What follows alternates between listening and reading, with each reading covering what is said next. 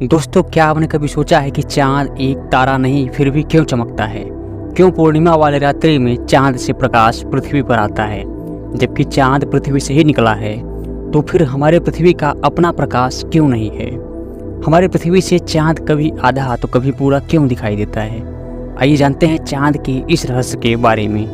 नमस्कार दोस्तों, स्वागत है आपका इंटरेस्टिंग वर्ल्ड यूट्यूब चैनल। विज्ञान और अन्य रोचक जानकारी के लिए चैनल को सब्सक्राइब जरूर करें। दोस्तों, हमारी पृथ्वी पर से दिखाई देने वाली चांद कुछ और नहीं बल्कि पृथ्वी का एक उपग्रह है जो पृथ्वी की परिक्रमा करता है। वैज्ञानिक मानते हैं कि किसी भी ग्रह का उपग्रह उस ग्रह के टूटने से ही बना होता है। तो इसका मतलब साफ है कि हमारा चांद पृथ्वी का ही एक भाग है जो पृथ्वी से 4 अरब 53 लाख साल पहले अलग हुआ था, जो आज पृथ्वी से 3,84,000 किलोमीटर दूर रहकर पृथ्वी का लगातार परिक्रमा लगा रहा है।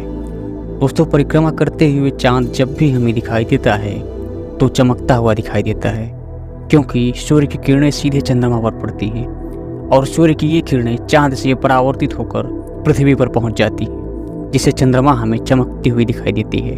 उदाहरण के लिए देखिए, सूर्य के सामने चांद का जो हिस्सा पड़ रहा है केवल वही चमक रहा है, जबकि सूर्य के पीछे वाले हिस्से पर अंधेरा छाया हुआ है। इसलिए चांद के पास अपना कोई प्रकाश नहीं है, बल्कि सूर्य के प्रकाश से उसी प्रकार चमकता है जैसे धूप में रखा कोई आईना चमकता हुआ दिखाई देता है और उस आईने पर पड़ने वाली किरणें परावर्तित होकर कहीं और प्रकाश उत्पन्न करती हैं। ठीक उसी प्रकार हमारा चांद भी सूर्य की किरणों से चमकता हुआ दिखाई देता है और चांद पर पड़ने वाली सूर्य की किरणें चांद से परावर्तित होकर पृथ्वी पर अपना प्रकाश उत्पन्न करती हैं।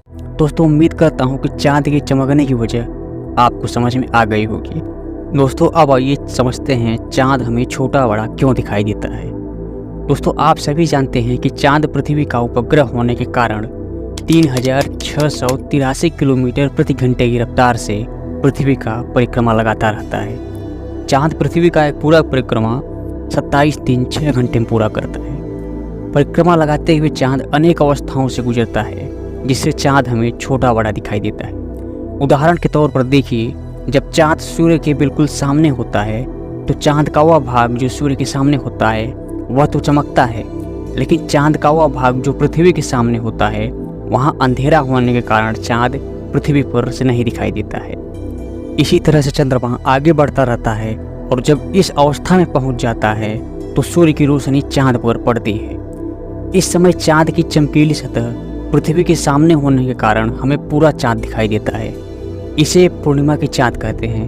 पूर्णिमा के चांद के बाद चांद जैसे ही आगे बढ़ता है, इसके आगे का भाग सूर्य की ओर होता जाता है और पीछे अंधेरा वाला भाग पृथ्वी के सामने आता जाता है। यही कारण है जिससे चांद हमें छोटा बड़ा दिखाई देता है। अब इस दृश्य को देखने से समझ में आ जाएगा कि कैसे आगे बढ़ते चांद का आकार हमें छोटा बड़ा दिखाई देता है। यह दृश्य अमावस्या से पूर्णिमा की स्थिति को बताता है। दोस्तों, उम्मीद है कि आपको सारी बात समझ में आ गई होगी।